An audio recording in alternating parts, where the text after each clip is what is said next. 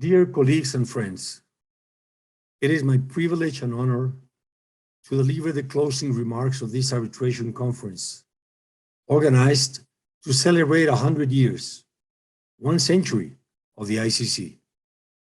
I would like to thank the distinguished speakers and moderators of this conference who were kind enough to fly from all around the world, bringing their experience and expertise to the table and sharing some remarkable views.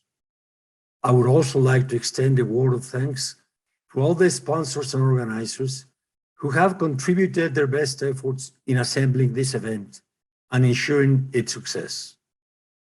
We have reached the end of great and enriching discussions. We had a fantastic day. This conference has played a stellar role in gathering some of the best minds in arbitration to cultivate opinions, discuss thoughts, and share ideas.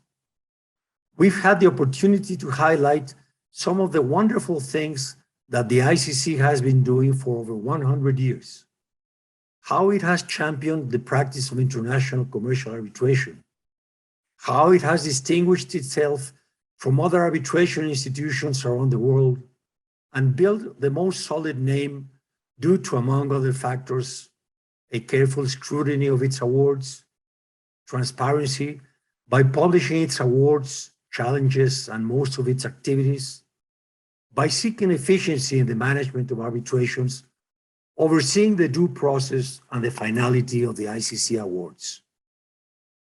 With the change in the focus of the world economy, international commercial arbitration is more than ever a necessity for cross-border commerce and investment.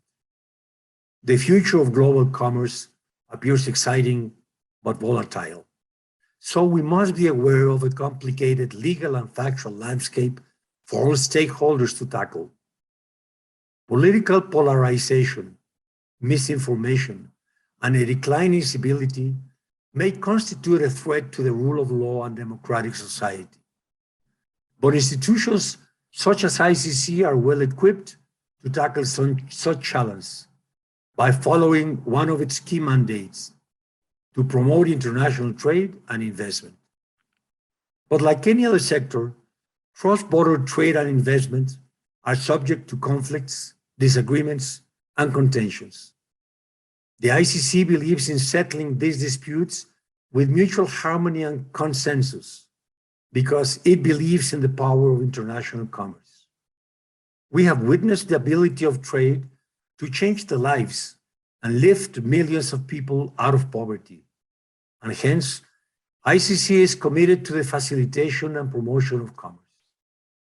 Over 100 years, the ICC has done a phenomenal job in providing a secure dispute resolution platform to conflicting parties around the world. The fundamental motive has always been to facilitate trade and to provide optimal arbitration tailored to tackle the challenges of modern business. Thanks to the neutral and flexible nature of its International Court of Arbitration, businesses, governments, and companies from across the world have put faith in its services. Today, the ICC Court of Arbitration is seen as the most attractive alternative to international litigation. The entire team of the court exemplified the highest form of professional conduct, ethical judgment, and endless devotion to the values of the ICC. This commitment from its workforce has made the ICC the most trustworthy, reliable, and dependable name in arbitration and ADR.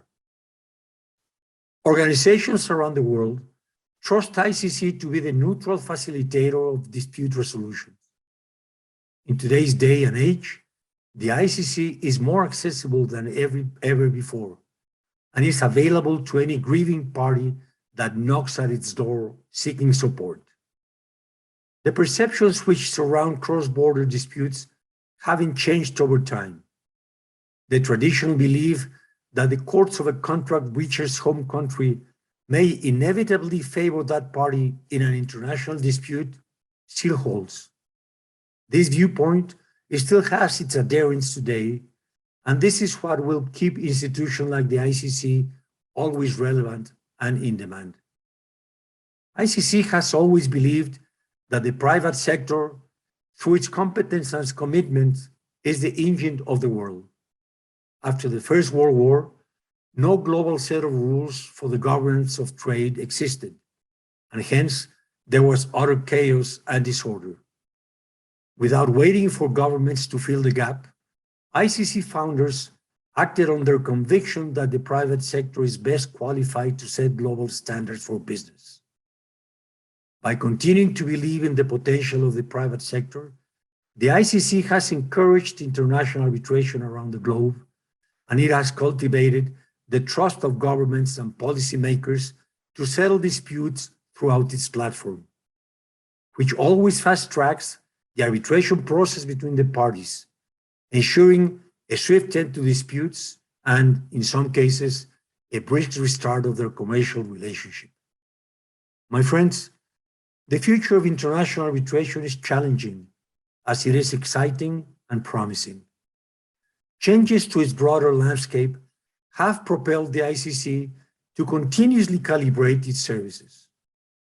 Through its Commission on Arbitration and ADR, which can be considered its think tank and rulemaking body, ICC is committed to settling disputes while ensuring transparency, ethics, and diversity in an ever-evolving global trade environment. No need to mention the fruits of its task forces, which have prepared so many reports throughout the years. Yet, it may be worthwhile to mention the current task force on ADR and arbitration, which, among other goals, intends to send the message that arbitration could be used as one of several tools to facilitate settlements through ongoing case management techniques, such as midstream conferences, or by opening windows to allow time to conduct a mediation. By doing so, it would follow our court's precedent advice to avoid the Maslow's hammer bias, known as the law of the instrument. If the only tool you have is a hammer, everything looks like a nail. Not so in our case, because the ICC has always believed that the role of its court should be to provide, without its different tools, an inexpensive, simple, and effective form of dispute resolution in the widest sense of the word. Throughout this event, the past, present, and future of the ICC were discussed by several speakers, and we were fortunate to be present at the conversation between ICC highest officers, its president, and the president of its Court of Arbitration. They all highlighted the opportunities and benefits that the institution has already brought to many countries and economies. I think this conference has been an incredible success in achieving its purpose. As president of the Commission on Arbitration and ADR of ICC Mexico, I would like to take this opportunity to thank the team of ICC Mexico for their professional and dedicated support. Their persistent efforts have strengthened their sense of community in the arbitration landscape. Before closing this conference, I want to thank all participants for their presence and their very valuable contributions. We are indebted to the speakers, moderators, and organizers who have made this conference a success. Our expectations, which were very high, have certainly been exceeded as to the effectiveness of the conference. I wish you good luck in your endeavors, and above all, good health. Thank you, and all the best. And now, I would like to invite you to enjoy our cocktail. Please have a good time. Bye-bye.